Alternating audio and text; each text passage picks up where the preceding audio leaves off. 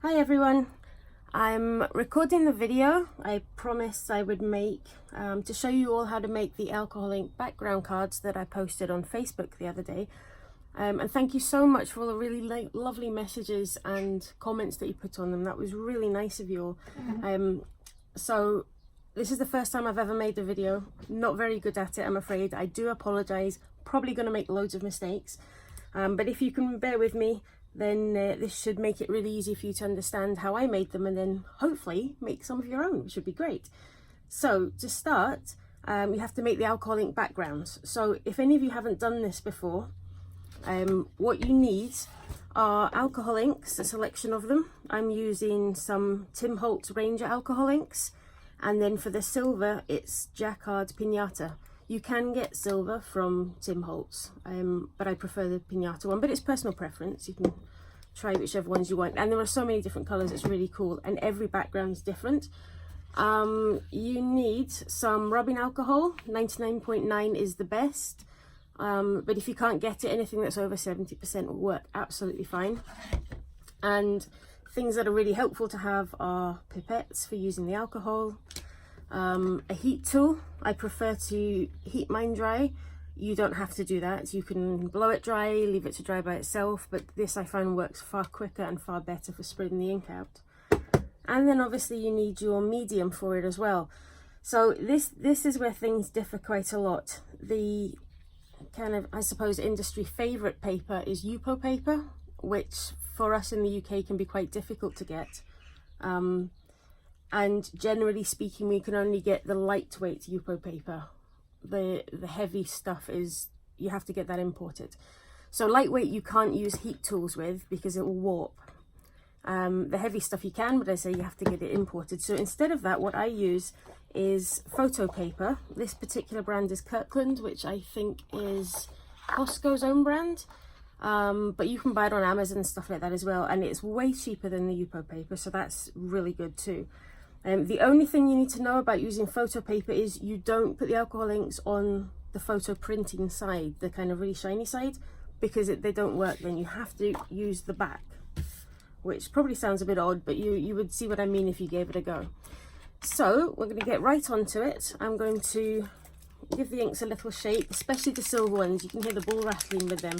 You need to shake them up or they don't work so well. And all I'm going to do, you can make really nice patterns and pictures and stuff with alcohol ink, but because we're just using it as background, I'm going to cover the whole sheet and then we can cut it to size afterwards. So I'll try and recreate the ones that I had made before as best as I can. As I say, they never come out the same. So lots of the rubbing alcohol. If you haven't tried this before and you're going to try it, please remember to do it in a well ventilated area because this stuff is really smelly. Okay, so some of that on, and then just pour a few drops of your favourite colours on. There is absolutely no method to this at all. Well, not for me anyway. There might be for others, but certainly not for me. And I tend to end up wearing more alcohol ink than I get on my paper. So unless you want to look like a Smurf, like I do sometimes, probably a good idea to wear gloves as well. Okay, so I'm just going to start heating this now and moving it around.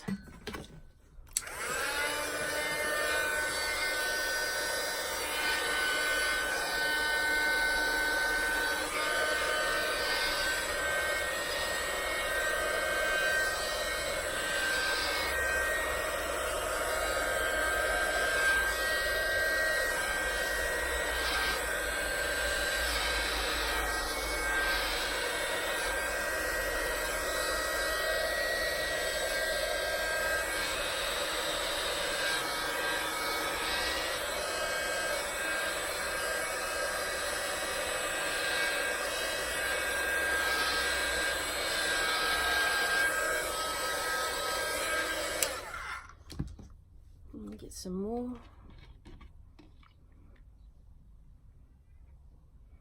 I'm going to start by putting down quite a thick top layer, or sorry, bottom layer, and then after that you can start creating more of the patterns underneath.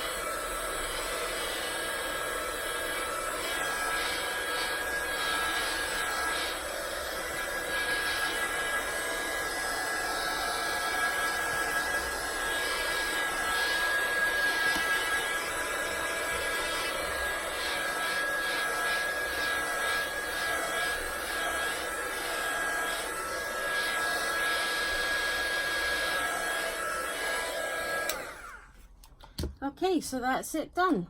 One of the advantages of using the heat tool is that it's basically dry now and you can go ahead and cut it straight away. The downside obviously to using the heat tool is that it sets very quickly, so if you put the alcohol in the wrong place and you don't want it, then that could be an issue too. But that's done. It would be quite hard to see, I think, on camera, but there's quite a bit of silver in that, and there'll be sparkly bits in it. It's not easy to see, I know. But you know, when you use yours, there's so many great colours out there, you can choose whatever you want and do it. I would say if you were going to use alcohol inks to do backgrounds for cards, it can be quite time consuming.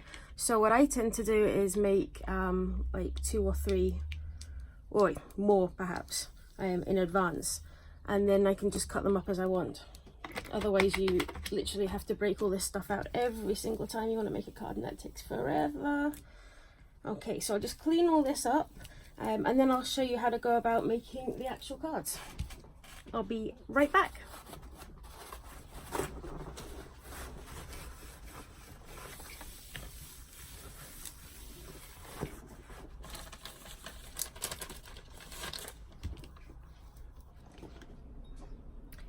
Okay, so I'm all set up now, ready to make the cards, and what I use is, at the moment I'm using some, oh god, look at my hands, they're bright blue.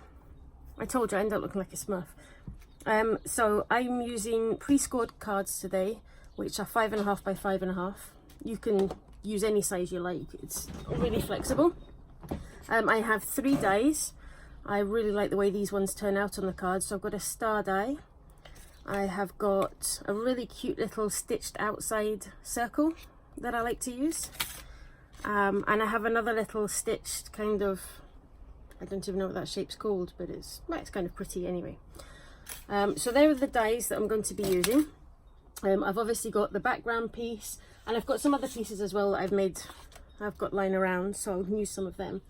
Now for the top piece of card, I like to use a kind of textured linen. It's pure white, brilliant white, it's really lovely, and just having that linen, or even one of those kind of hammered look cards, it gives it an extra kind of dimension, I think, which is really lovely.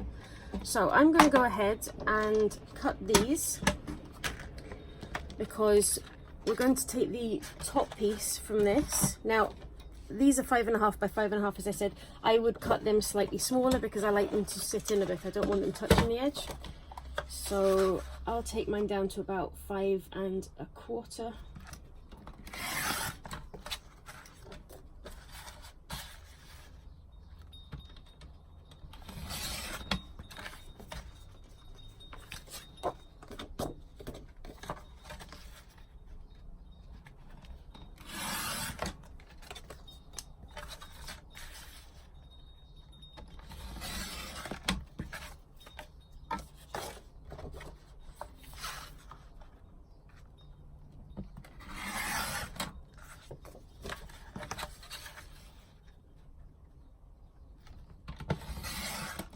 There we go. So there are our top 3 pieces.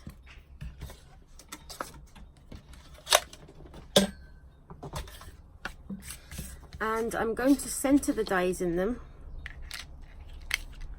so I can run them through my die cutter.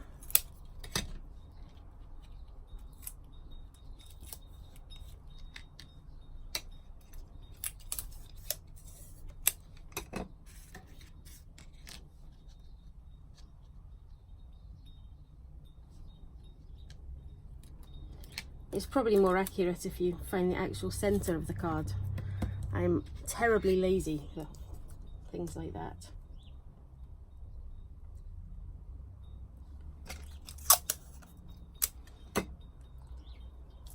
Okay, so that's my 3 pieces ready to go. I'm just going to pop over to my die cutting machine and take them out.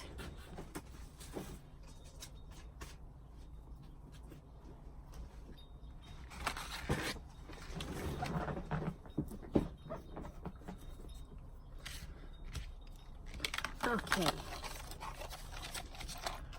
so just carefully removing these, and there's the star background.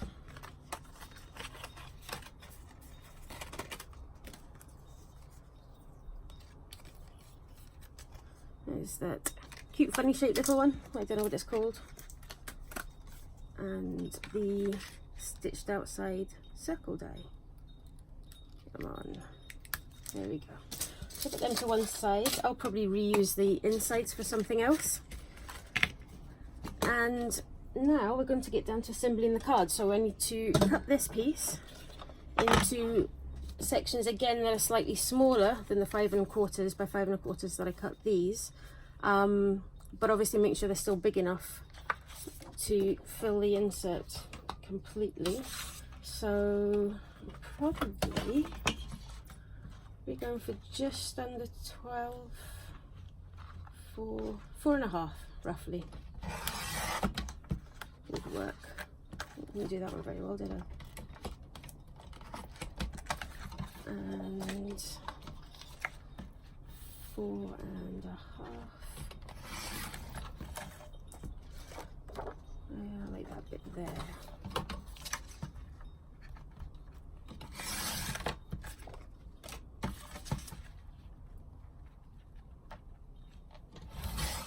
There we go. Okay, so that's out of the way. We can start assembling. I tend to have a little box that's got stacks of these in them. There's loads of little offcuts and things like that, and they're really cute for making, if you've got tiny little cutouts and circles cut out of a section, you can put just small bits behind them. They're really pretty as well. So one piece of card with my very lazy pre-scored. We're going to use this one and center it.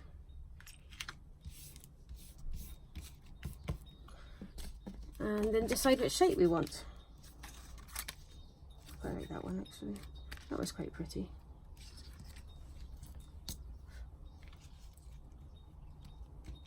I quite like that. Sometimes I'll put these front pieces on so that they're stacked with foam stickers as well, and that can also look really nice, and they make great backgrounds for shaker cards.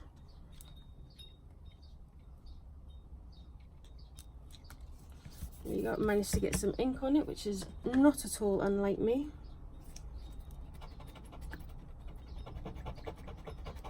Oh.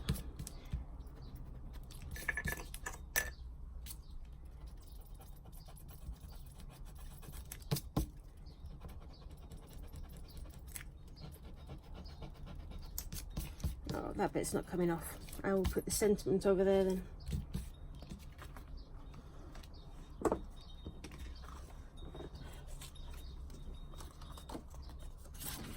Okay, so on this one, I think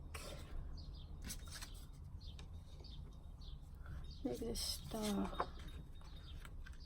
Well, that looks quite pretty, isn't it? We'll do that one.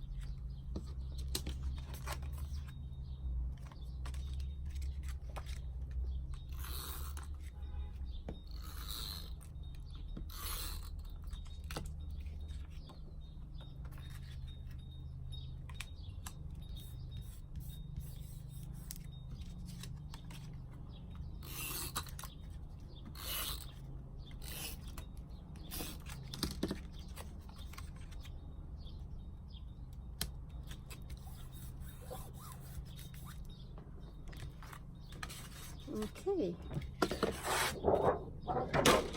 It probably would have been a really good idea for you to clean the mat off a bit better, because you can see I've managed to get ink marks on them, but these are just to show you how to make them anyway, so it's not a huge disaster. But those are the finished main parts of the card.